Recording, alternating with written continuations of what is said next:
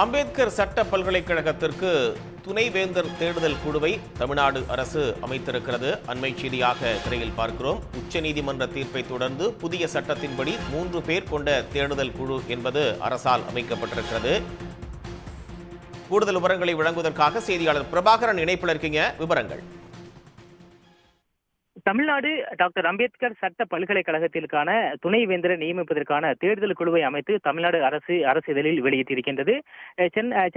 சென்னை பெருங்குடியில் செயல்படக்கூடிய அம்பேத்கர் சட்ட பல்கலைக்கழகத்தில் துணைவேந்தராக இருந்த சந்தோஷ்குமார் அவருடைய பணிக்காலம் கடந்த ஏப்ரல் 8ஆம் தேதியுடன் முடிவடைந்த நிலையில் புதிய துணைவேந்தரை நியமிப்பதற்கான பணிகள் என்பது தொடர்ச்சியாக நடைபெற்றது. தொடர்ந்து இந்த துணைவேந்தர்களை நியமிப்பதற்கான அதிகாரம் என்பது தமிழ்நாடு அரசுடைய வசம் வந்த நிலையில் அதற்கான சட்டங்கள் நிறைவேற்றப்பட்ட நிலையில் தற்பொழுது இந்த 3 பேர் கொண்ட தேடுதல் குழுவை அமைத்து தமிழ்நாடு அரசு இதழில் வெளியிட்டிருக்கின்றது. அதன்படி இந்த குழுவிற்கு தலைவராக அரசுடைய நாமினியாக முன்னாள் சென்னை உயர்நீதிமன்ற நீதியரசர் அருணா ஜெகதீசன் நியமிக்கப்பட்டிருக்கின்றார்கள். அதே போல சிண்டிகேட் நாமினியாக இந்த அம்பேத்கர் சட்ட பல்கலைக்கழகத்துடைய முன்னாள் துணைவேந்தரும் டெல்லியில் செயல்படக்கூடிய நேஷனல் லா யூனிவர்சிட்டியுடைய பேராசிரியருமான சச்சிதானந்தம் உறுப்பினராக நியமிக்கப்பட்டிருக்கிறார். அதே போல அகாடமிக் செனட் சார்பில் முன்னாள் துணைவேந்தர் விஜயகுமார் ஆகியோர் நியமிக்கப்பட்டிருக்கின்றார்கள். இந்த 3 பேர் கொண்ட தேடுதல் குழு என்பது அமைக்கப்பட்டிருக்கின்றது.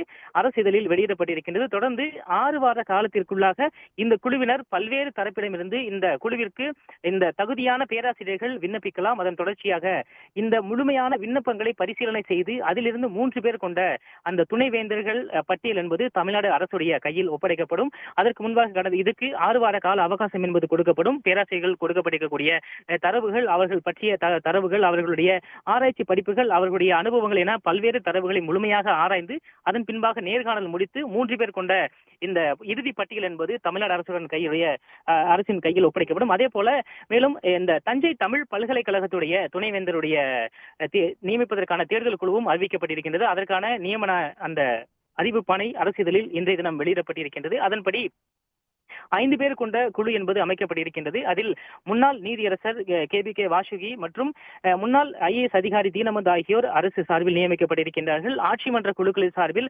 பேராசிரியர்கள் செல்வம் மற்றும் தங்கராசு ஆகியோர் நியமிக்கப்பட்டிருக்கின்றார்கள்.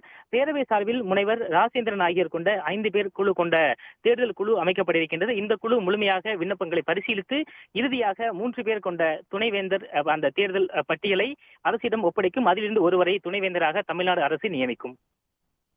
அம்பேத்கர் சட்ட பல்கலைக்கழகம் மற்றும் தஞ்சை தமிழ் பல்கலைக்கழக துணைவேந்தர்களை தேர்வு செய்வதற்கான தேடுதல் குழு என்பது அரசால் அமைக்கப்பட்டிருக்கிறது. தகவல்களுக்கு நன்றி பிரபாகரன்.